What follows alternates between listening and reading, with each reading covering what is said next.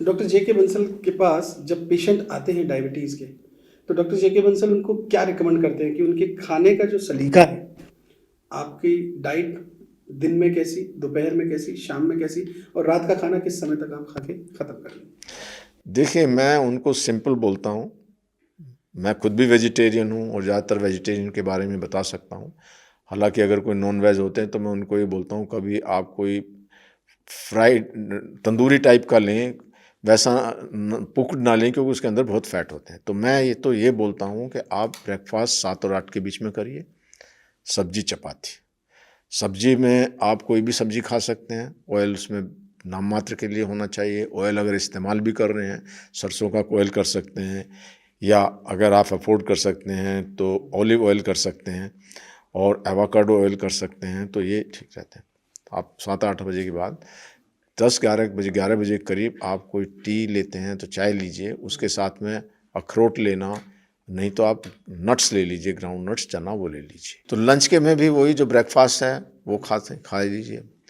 और फिर जो है टी का टाइम 4-5 बजे वो थोड़ा लगती है, तो उस समय भी ग्राउंड नट्स, चना वगैरह और चाय, स्नैक्स ले लीजिए।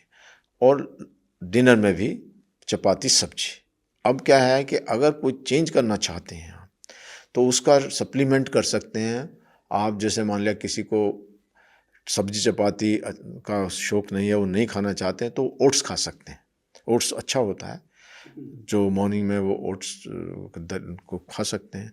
तो इस प्रकार से जो अपने खाने को बहुत नियमित करना, और क्या है कि वैराइटीज़ को ज़्यादा में उनमें कोई ना कोई विकार आ ही जाता है।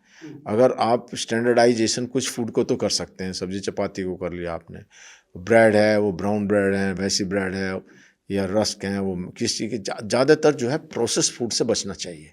प्रोसेस फूड से बचने का मतलब ये है कि देखिए, जो सामान आपके सामने है वो तो आपको पता है कि है क्या वो। अब जैसे मैं कहता हूँ कि भाई आप जो स्नैक्स में भुनी हुई मूंगफली खाइए, तो मूंगफली का दाना आपको नज़र आ रहा है, या सोया को आटे में अपने सामने पिसवाइए, मैं भी वही करता हूँ। अब सोया की बड़ी के अंदर में और क्या क्या मिक्स किया है कुछ पता नहीं चलता। तो इसलिए जो प्रोसेस फूड है वो आता ज़रूर है, लेकिन उसका कुछ भरोसा नहीं है कि उसके अंदर क्या मिक्स है क्या नहीं मिक्स है।